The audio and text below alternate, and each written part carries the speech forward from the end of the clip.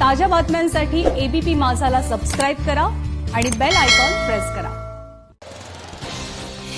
आज एकाच दिवशी लक्ष्मीपूजन आणि नरक चतुर्दशी आहे। दिवाळीमध्ये लक्ष्मीपूजनाला अनेक ठिकाणी महत्त्व आहे। लक्ष्मीपूजनाच्या दिवशी विशिष्ट मुहूर्तावर लक्ष्मीची पूजा केली जाते। घरोघरी आणि अनेक कार्यालयात व्यापारी वर्गाकडून विशेष तयारी सुद्धा या निमित्ताने करण्यात येते। दिवाळीनिमित्त पंढरपुरातील विठ्ठल रुक्मिणी मंदिराला आजही आकर्षक सजावट करण्यात आली। लक्ष्मीपूजन आणि नरक चतुर्दशी निमित्त विठ्ठल मंदिराच्या गाभाऱ्याला लाल आणि पिवळ्या रंगाच्या जरबेरी फुलांनी सजवण्यात आले। विठ्ठल आणि रुक्मिणीचा गाभारा, चौखांबी आणि 16 खांबीतही पाना फुलांची आकर्षक सजावट करण्यात आल्याने मंदिराचं रूप हे पूर्णपणे बदललेलं आहे। दिवाळीच्या निमित्ताने विठ्ठल मंदिराचे महाद्वार उघडण्यात आलेत। महाद्वाराच्या बाहेरून विठ्ठलाचं दर्शन हे घेता येणार आहे। काल विठ्ठल मंदिरात विठ्ठल रुक्मिणीला पारंपरिक दागिने सजवण्यात आलं होतं। यामुळे विठ्ठल मंदिराची पितळी दार सुद्धा उघडण्यात आलं। सोमवारपर्यंत दिवाळी काळात महाद्वाराच्या बाहेर उभं राहून देवाचं दर्शन घेता येणार आहे। दिवाळीचा उत्साह साईनगरी शिर्डीतही पाहायला मिळतोय। साई मंदिराला आकर्षक विद्युत रोषणाई करण्यात आली आहे। समाधी मंदिरात फुलांची सजावट करण्यात आली आहे। कोरोनाच्या पार्श्वभूमीवर साई मंदिर भक्तांसाठी बंद आहे।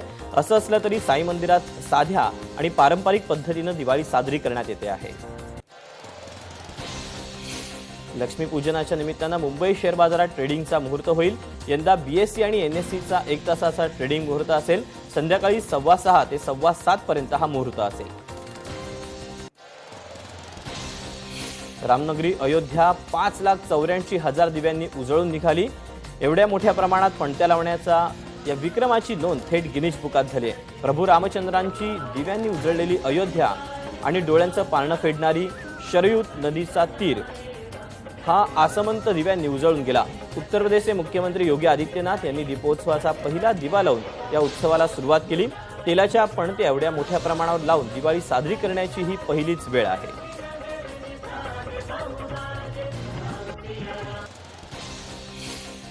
महाराष्ट्रातही ठिकठिकाणच्या इमारतींना रोषणाई केली जाते। त्यात मुंबईतील छत्रपती शिवाजी महाराज टर्मिनस दिवाळी निमित्ताने उजळून निघालं।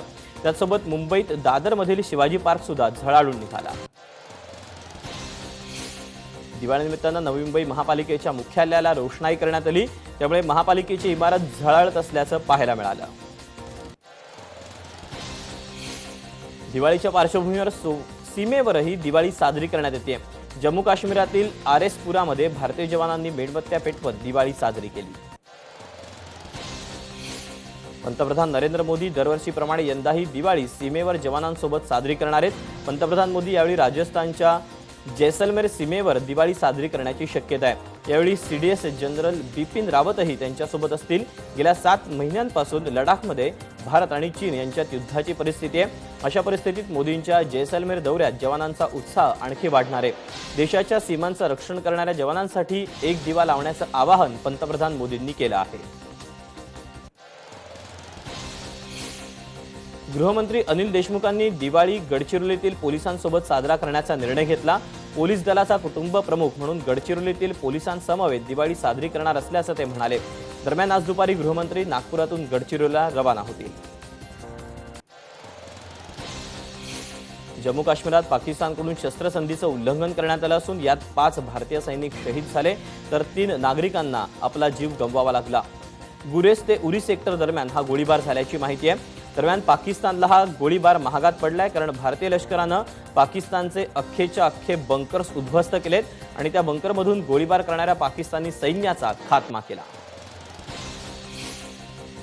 पाकिस्तानला जशास तसं उत्तर देताना महाराष्ट्राचे सुपुत्र शहीद झाले। कोल्हापूरच्या आजरा तालुक्यातले बहिरेवाडीत राहणारे ऋषिकेश जोंधळे यांना वीरमरण आलं। ऋषिकेश यांचं अवघं 20 वर्ष वय होतं। जोंधळे कुटुंब आणि बहिरेवाडीतील गावकऱ्यांवर यामुळे शोककळा पसरली आहे। ऋषिकेश यांनी 2 वर्षांची सेवा बजावली होती। ऋषिकेशच्या कुटुंबात आई वडील आणि बहीण आहे। शिक्षक आणि शिक्षकेतर कर्मचाऱ्यांना अखेर लोकलमधून प्रवास करण्याची परवानगी देण्यात आली। राज्य सरकारकडून करण्यात आलेल्या विनंतीनंतर पश्चिम आणि मध्य रेल्वेनं दिलेला प्रस्ताव काल मंजूर झाला असून तत्काळ प्रभावानं शिक्षक आणि शिक्षकेतर कर्मचाऱ्यांसाठी लोकलची दारं उघडली गेली आहेत।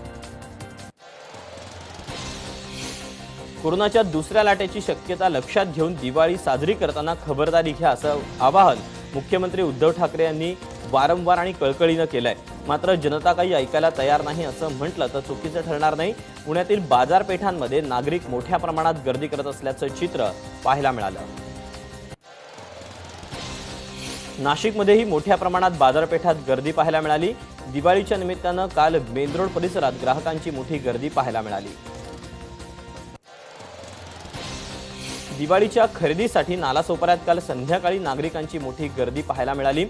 तुळींज पोलीस ठाण्याच्या परिसरातून जाणाऱ्या चारही रस्त्यांवर तोबा गर्दी झाली होती। यावेळी अनेकांच्या तोंडाला मास्कही नव्हते। महापालिका प्रशासनाकडून वारंवार आवाहन करूनही नागरिकांकडून नियमांची पायमल्ली होताना दिसते आहे। बिहारचे मुख्यमंत्री नितीश कुमार यांनी त्यांचा राजीनामा राज्यपालांकडे सोपवलाय। मंत्रिमंडळाच्या बैठकीत विधानसभा भंग करण्याची शिफारस करण्यात आल्यानंतर नितीश कुमार यांनी त्यांचा राजीनामा राज्यपालांकडे सोपवला। यापूर्वी झालेल्या एनडीएच्या बैठकीत दिवाळीनंतर आपला नवा नेता निवडण्यात येईल असा निर्णय घेण्यात आला आहे। भाजपमध्ये केंद्रीय कार्यकारिणीत असलेल्या राज्यातील नेत्यांना नव्या जबाबदाऱ्या दिल्यात। हरियाणा प्रभारीपदी विनोद तावडे यांची नियुक्ती करण्यात आलेली आहे, तर मध्य प्रदेश सहप्रभारीपदी पंकजा मुंडे यांची नियुक्ती झाली आहे। दरम्यान माजी राज्य महिला आयोगाच्या अध्यक्षा विजया रहाटकर यांना दीव दमण दादरा नगर हवेलीची जबाबदारी देण्यात आली आहे, तर आंध्र प्रदेश सहप्रभारीपदी सुनील देवधर यांची नियुक्ती झाली आहे। केंद्र सरकार राज्य सरकारला मदत करताना सापत्न वागणूक देत असल्याचा आरोप राज्याचे मदत आणि पुनर्वसन मंत्री विजय वडेट्टीवार यांनी केलाय। एबीपी माझाला दिलेल्या मुलाखतीत ते बोलत होते। महाराष्ट्रात इतकी आपत्ती येऊनही केंद्रानं पुरेशी मदत दिली नाही, पण दुसरीकडे बंगालला केवळ निवडणूक असल्यानं भरभरून दिल्याचा दावा त्यांनी केला आहे। ड्रग्ज प्रकरणी बॉलिवूड अभिनेता अर्जुन रामपाल याची 7 तास चौकशी झाली। काल सकाळी 11 वाजता अर्जुन रामपाल चौकशीसाठी एनसीबी कार्यालयात दाखल झाला। चौकशी संपल्यानंतर अर्जुन रामपाल यानं ड्रग्ज प्रकरणात नाही अशी प्रतिक्रिया दिली, तर दुसरीकडे एनसीबीला पूर्णपणे सहकार्य करतोय असंही सांगितलं। मनसेच्या दीपोत्सव कार्यक्रमासाठी अमित ठाकरे शिवाजी पार्कवर आले होते। तिथे गरीब मुलांना फुटबॉलचं मोफत प्रशिक्षण देणाऱ्या फुटबॉल फुटी या क्रीडा संस्थेनं अमित यांना फुटबॉल खेळण्याचं आमंत्रण दिलं। तेव्हा काल ते इथल्या फुटबॉलपटूंमध्ये रमले, तर दुसरीकडे राज ठाकरे हे देखील शिवाजी पार्क इथे असणाऱ्या टेनिस कोर्टवर टेनिसची प्रॅक्टिस करताना दिसले।